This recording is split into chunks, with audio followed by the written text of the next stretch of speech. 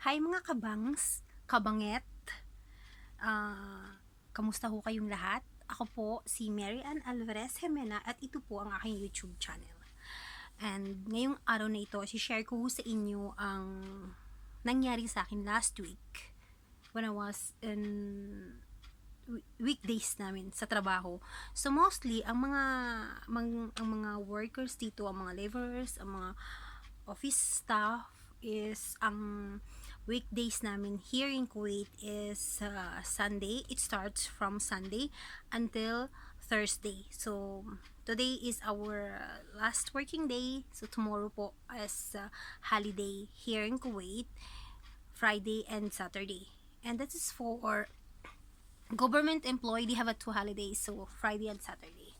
So I'm working in Kuwait Oil Tanker Company. Isa ho siyang government company dito sa Kuwait at isa hong subsidiary company ng Kuwait Petroleum Company, Kuwait Oil Company, then other subsidiaries po. So every week, and not every week, so if there is an occasion po like breast cancer awareness, like this week, meron ho kaming breast cancer awareness campaign. So sa breast cancer awareness campaign po is meron hong lecture na diniscuss doon, and lahat po ng mga staff pwedeng umattend, and meron pong exhibition dun sa lobby namin. So nung umattend po ko, ito ho yung binigay sa amin, breast cancer campaign. Ang laman ho nito is about educational information about what is the normal breast. So at dito ho tinatakil ang sign of symptoms of breast cancer. So dito ho sa mga gantong brochure or pamphlets, marami ho tayong magigain na mga informative ideas dito, at marami ho tayong matutunan. Kaya lang kasi minsan, pag meron ho tayong ganito, kinukuha lang ho natin din, hindi na ho natin binabasa. Kasi dahil sa walang time magbasa or busy na pagdating sa bahay, so lagi na lang ho ito nilalagay sa ating tabi, nilalagay sa cabinet, tinatago. So kung kailan may time is hindi rin kung kailan may time sa kababasahin, pero minsan tinatamad din, 'di ba? At isa pa hong binigay sa amin is ito, sign and symptoms of breast cancer. So ito po is pinamimigay ng Kuwait Oil Company. Ito po.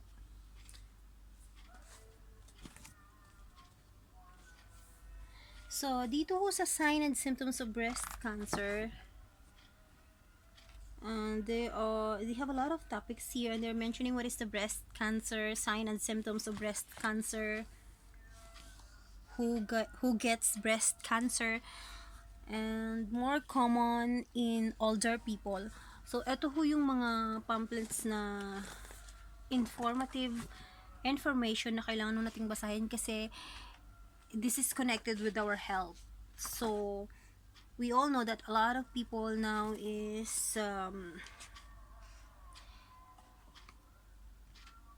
having a breast cancer because of they don't know what is the breast cancer is and what is the symptoms, ano ba yung pinanggalingan nun, ano ba yung dahilan kung bakit nagkakaroon sila ng breast cancer, at paano ba yung ma-prevent. So ito hong mga informative pamphlets is babasahin ho natin to sa inyo para ho magkaroon ho kayo ng kaalaman about dito. And then screen now means safety. Ito din po. Tsaka mayroon pa po silang mga binigay na rose and mga giveaways na related ho dito sa breast cancer. Mga giveaways nila is ba yun? Rose, tsaka yung may pabango na color pink din. So ito ho is babasahin ho natin ito sa inyo. What is the breast cancer? Breast cancer starts when cells in the breast begin to divide and grow in an abnormal way. It caused by a combination of lots of different factors, many of which are beyond our control. So breast cancer is not one single disease. There are several types of breast cancer. It can be diagnosed at different stages and can grow at different rates. This means that people can have different breast treatments depending on what will work best for them. So, signs and symptoms of breast cancer.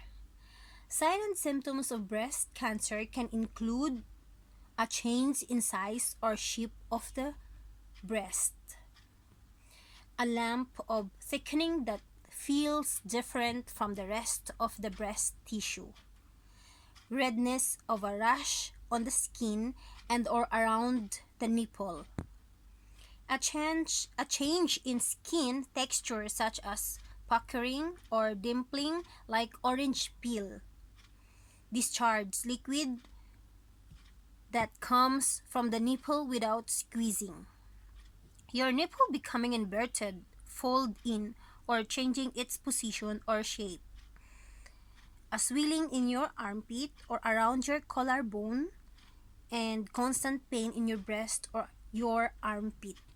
So this is all the sign and symptoms of breast cancer. So if you feel that, so you have to do something for yourself.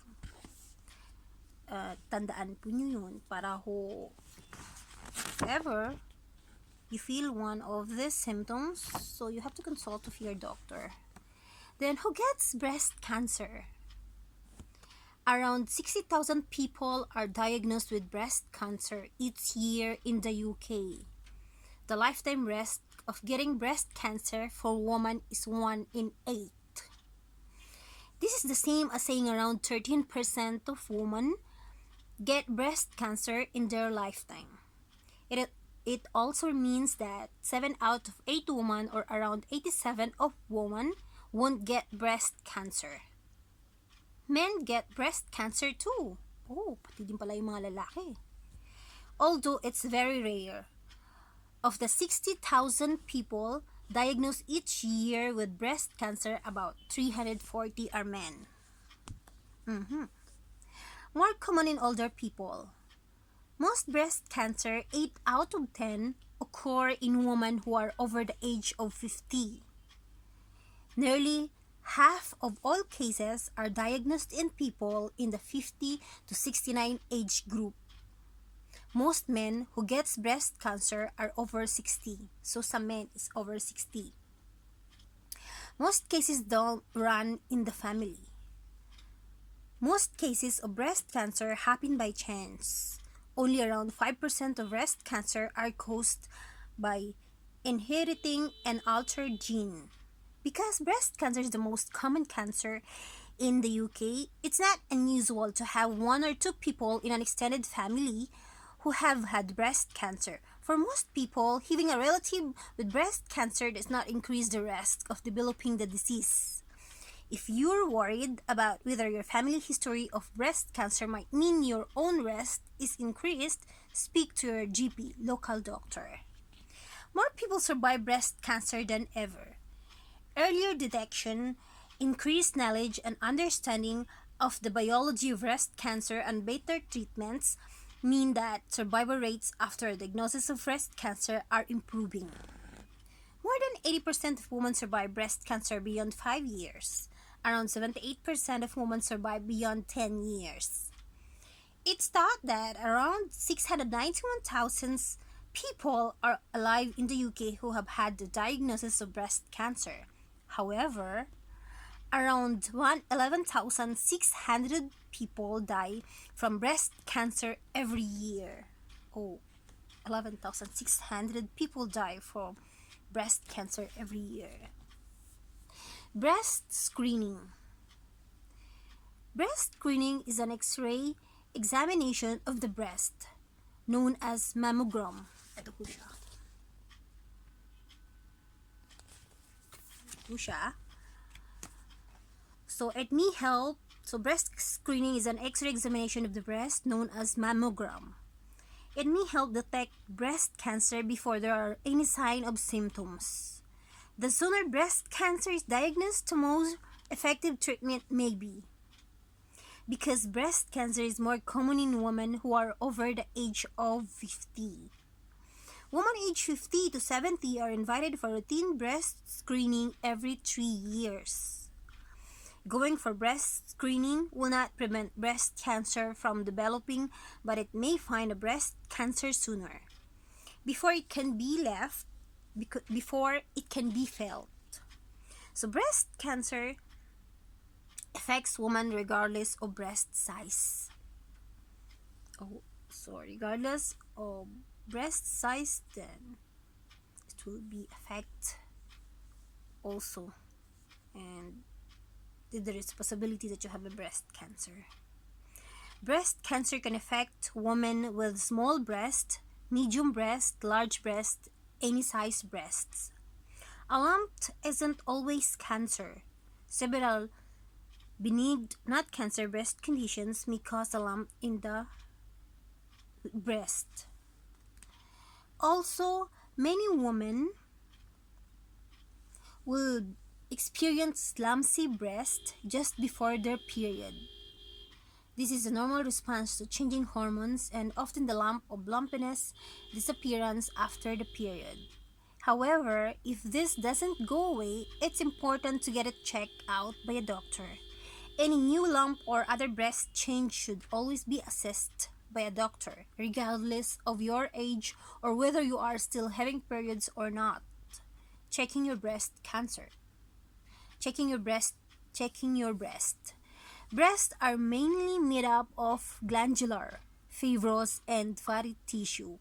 They set on the front of the chest and go up into the armpit. Breast tissue is supported by ligaments which attach deeper layer of tissue to the skin and the large chest muscle that extends over most of the ribs. So this is how it looks like.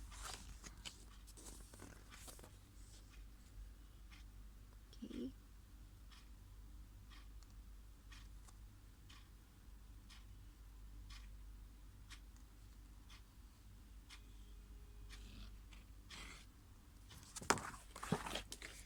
The next,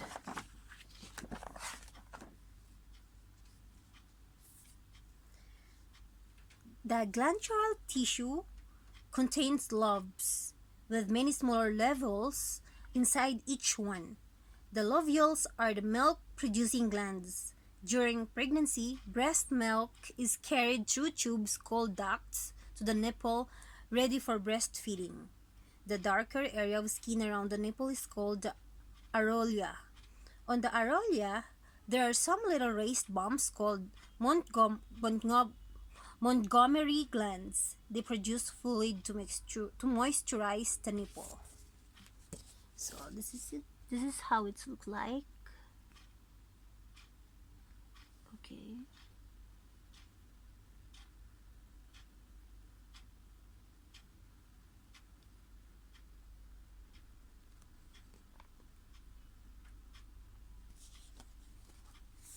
How to check your breast.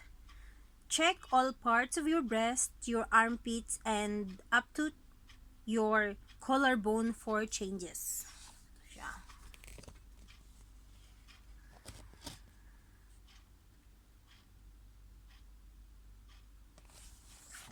Next, a change in size or shape, redness or a rash on the skin and or around the nipple. Discharge liquid that comes from the nipple without squeezing.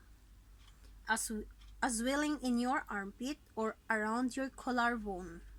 A lump or thickening that feels different from the rest of the breast tissue. A change in skin texture, such as puckering or dimpling, like orange skin. Your nipple becoming inverted, pulled in, or changing its position or shape. Constant pain in your breast or your armpit. So this is looks like.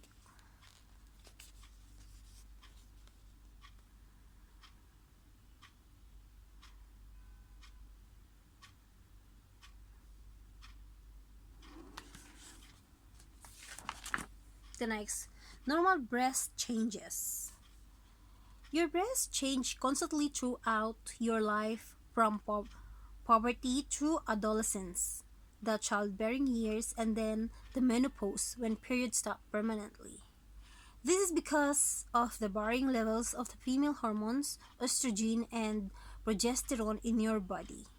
Before a period, estrogen and progesterone play a vital part in regulating a woman's period.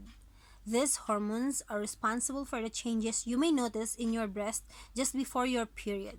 Your breast may feel heavier and fuller. They may also be tender or lumpy. After a period, this usually lessens or disappears altogether, although some women have tender, lumpy breasts all the time. Many women also have breast pain linked to their menstrual cycle, cyclical breast pain, which is normal.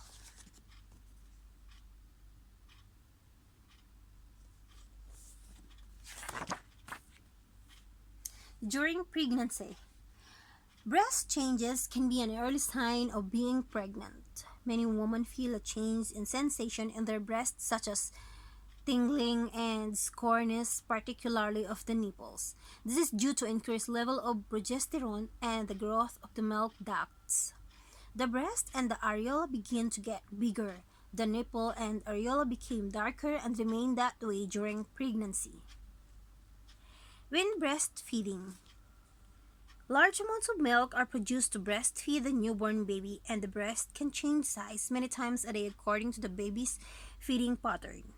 Nipples can sometimes become sore and cracked, but this generally gets better over time. When breastfeeding stops, the breasts gradually go back to how they were before pregnancy, although they may be a different size and less firm than before.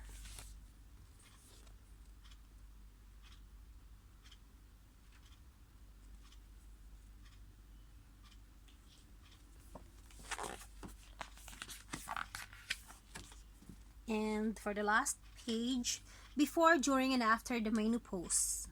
From around the mid 30s onwards, the breast begin to age and the glandular and fibrous tissue is gradually replaced by fat. As estrogen levels fall during and after the menopause, the breast may change size, lose their firmness, feel softer, and may drop. Changes, such as lump of tenderness, are also common at this time. Lumps after often turn out to be breast cysts, fluid-filled sacs. Tenderness may be non-cyclical breast pain, which may need to be treated with pain relief. It's still important to see your GP local doctor about any changes that are new for you, even though for most women this will be benign, not cancer. Wearing a well-fitting bra. A woman's breast change size and shape many times during her life due to the menstrual cycle, pregnancy, and breastfeeding. The menopause and putting on or losing weight, wearing a well-fitting bra can help if you are feeling any discomfort or back pain. Breast problems. Breast changes can be a sign of a benign breast condition that may need treatment, although some breast changes do not. For example, breast pain linked to your period is common and usually regarded as normal. However, talk to your GP if it's severe and long lasting.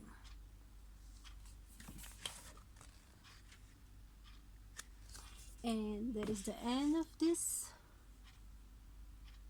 pamphlets.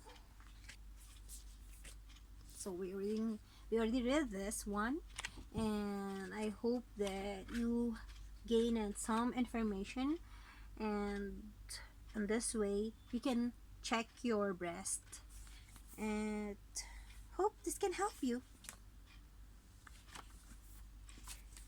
And what else here?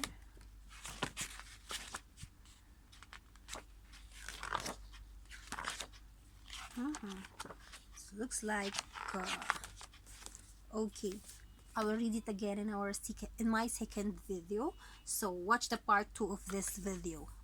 See you guys. Thank you for listening and watching my video, and I hope so that this can help you, and I hope so, and hope it will get an additional knowledge to you guys. Thank you, and God bless you all.